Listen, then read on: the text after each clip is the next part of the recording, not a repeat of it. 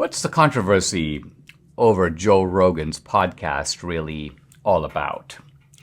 Now, Joe Rogan is, he's not a conservative.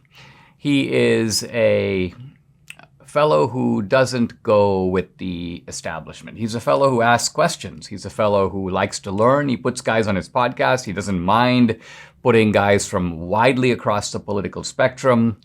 It's not clear what Joe Rogan's own politics are. At one point, I think he said he wanted to vote for Bernie Sanders. I know that he wasn't an enthusiast of Biden. In fact, he memorably described Biden as going with Biden as kind of going on a hike with a guy with a very dim light bulb that was about to go out, flashlight. And this is the intolerableness, if I can coin a word, of Joe Rogan, is that he doesn't play from the official sheet music. And this is why the left is determined to get him. He also has a wide reach, a big influence, the number one podcast really in the country. And so they want to bring Joe Rogan to heel. And this all started with a couple of hundred medical professionals. Now, some of them were just med students. This wasn't really the best and the brightest of the medical community. But nevertheless, they dash off this letter to Spotify. Joe Rogan is putting out misinformation.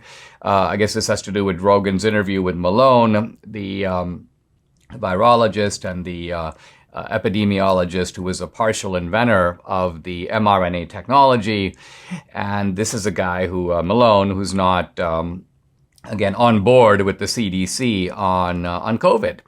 And so they want to get Joe Rogan's podcast pulled off of Spotify.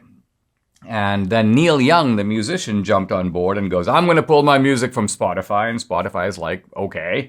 And now others have piled in. Joni Mitchell, apparently Bruce Springsteen, Crosby, Stills and Nash. Now, if you notice, most of these guys are like 75-year-old rockers. We're not talking here about the biggest stars of music today. They've been a little bit silent about all this. But there's pressure from the left for these people to join in. At one point, I saw something to the effect that the Obamas are now using their leverage with Spotify to pull Rogan.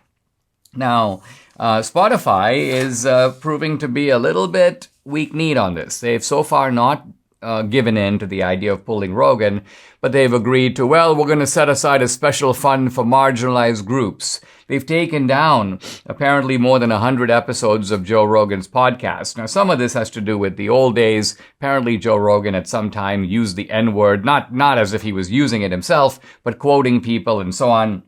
He's interviewed Gavin McInnes, founder of the Proud Boys. He's interviewed Alex Jones, Milo Yiannopoulos. So Rogan is not allergic to having people with bold and even outlandish views on, because he wants to hear them out. He's got this kind of inexhaustible curiosity, and I think that's a good thing. That's a good thing in our debate. We should have that sort of thing in America, and obviously it appeals to people because Rogan has a kind of young demographic, an ideologically quite diverse audience. By the way, this is why Spotify paid Joe Rogan a whole bunch of money to bring his podcast over to Spotify. So this is really not about misinformation. It's not about the N-word. Let's remember that the Antifa dude, Joseph Rosenbaum, used the N-word in his confrontation with Kyle Rittenhouse. The left didn't seem to mind that at all. Howard Stern, the shock jock, who's now a major leftist, but Stern in his old days used the N-word all the time, used vulgarity, used all kinds of derogatory racial epithets.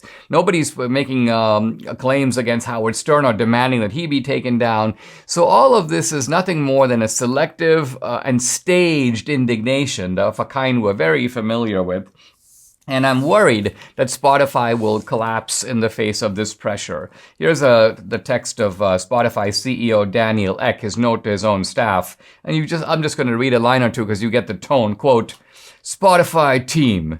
There are no words. First of all, whenever someone goes, there are no words, you know the guy's lying because he's acting like he's so deeply troubled. He's unable to find the correct there are no words I can say to adequately convey how deeply sorry I am for the way the Joe Rogan experience controversy continues to impact each one of you. Not only are some of Joe Rogan's comments incredibly hurtful, I want to make clear they do not represent the values of this company. I know the situation leaves many of you feeling drained, frustrated, and unheard. So what this is a weak-kneed CEO responding not to the genuine outrage, but the pretend outrage. This is a performance, and the left realizes you put on the performance, you get the CEO to jump, and then you use that weakness. You prey on it. You recognize that that weakness shows that the CEO is an invertebrate. He doesn't have a backbone. What's required is more pressure to get him to yield. And given all this, and this is in a way a sorry testament to the state of our culture these days, I fear for the future of Joe Rogan.